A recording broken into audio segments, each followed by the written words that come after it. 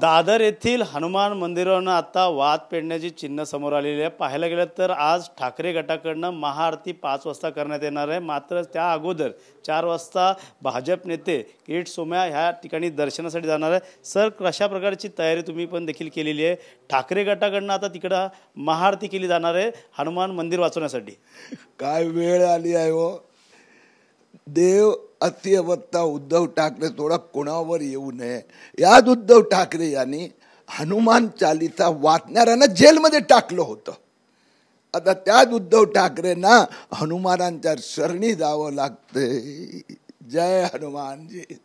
मात्र पाहायला गेलं तर कुठेतरी आता पुन्हा हनुमान मंदिरावर राजकारण करताना आपल्याला पाहायला मिळेल भविष्यात। प्रश्नच नाही उद्भवत। आमचं तर रक्तात हिंदुत्व आहे। हे उद्धव ठाकरेचं नाटक आहे। पहा ना, लोकसभा आणि विधानसभेत सज्जाद नोमानीसी बसत होते, त्यांच्याबरोबर मिठाई वाटत होते। ते उलेमा बोर्डाचा 10% मुस्लिम आरक्षण मैं दूंगा मुख्यमंत्री बनकर। ते अरविंद सावंत उद्धव ठाकरे म्हणायचे मस्जिद की FSI डबल कर देंगे। मराठी मुस्लिम सेवा संघाचे निवेदन स्वीकारून फोटो वाटायचे। ह्या उद्धव ठाकरेंना विधानसभेत धर्मयुद्धचा विजय झाला, उरलेली सुरलेली सगळी इज्जत गेली, म्हणून आता परत राम आठवतो आहे। आपल्याला माहित आहे ना राम केव्हा आठवतो?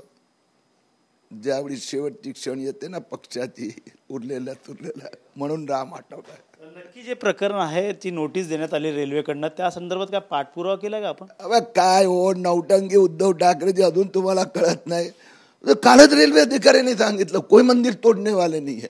वो नीचे के अधिकारी ने एक चुकून नोटीस पाठवली, काल त्यांनी सगळ्यांना हे सांगितलंय, मलाही सांगितलंय।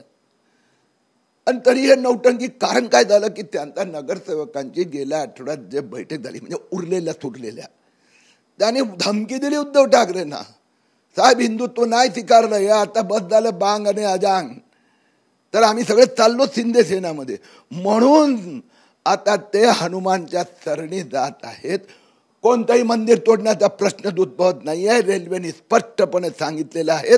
मी पण आज 4 वाजता हनुमानांचं दर्शन करायला जाणार आहेत की 5:30 वाजता जे येणार आहे ना हनुमानजी, तर त्यांना नक्कीच संजय राऊतांचं म्हणणं आहे की भाजपने यावं, त्या ठिकाणी हनुमानची गदा घ्यावी, घंटा वाजवावं, मात्र तुम्ही काय साकडं घालणार हनुमानाकडे? बाबा तर तुम्ही शेवटच्या शब्दाच्या संजय राऊतच बोलू शकतात, मी नाही बोलू शकत ती भाषा। एवढं सांगू शकतो संजय राऊतांना उद्धव ठाकरेची झाली आहे। किती मतं मिळाली, किती जागा मिळाल्या? ते जे 10 आमदार मुंबईत निवडून आले त्याच्या 8 मुस्लिम वोट जिहादमुळे निवडून आलेले आहेत। म्हणून आता त्यांनी रामाचा शरणी जावं, हनुमानांचा जावं, जिथे जायचं असेल जावं। मुंबईची जनता आता धर्मयुद्धच्या सोबत आहे।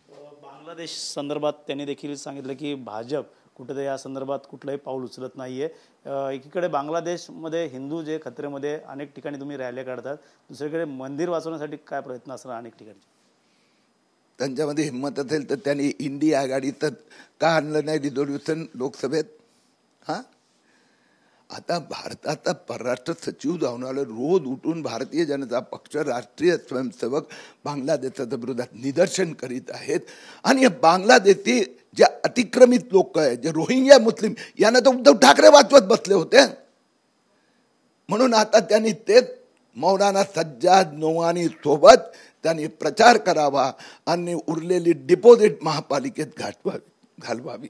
असं देखील म्हणणं आहे की खरं हिंदुत्व बाळासाहेबांना बोट धरून भाजपला शिकवण्यात आलेलं आहे। बाळासाहेब हिंदुत्ववादी होतेच, पण त्याच्या पाठीत खंजीर हे उद्धव ठाकरेंनी त्यांच्या मुलांनी, बेईमानी तो उद्धव ठाकरेंनी केली।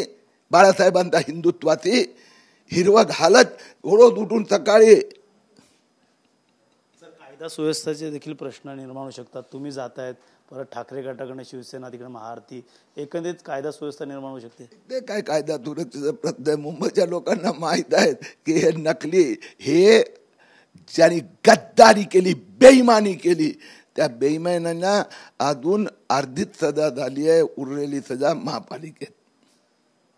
इथे होते किरीट सोमय्या, त्यांनी सांगितले 4 वाजता मी त्या ठिकाणी दर्शन झालं. त्यामुळे पाहायला गेलं तर शिवसेना ठाकरे गटाकडनं आता आदित्य ठाकरे असतील, संजय राऊत असतील, ते महाआरती करतील. तर त्या ठिकाणी किरीट सोमय्या देखील त्या ठिकाणी दर्शन घेणार. त्या ठिकाणी कायदा सुव्यवस्था निर्माण होण्याची शक्यता देखील वर्तवली जाते. कॅमेरा अथर्वसह गणेश स्वराट, TV9 मराठी, मुलुंड.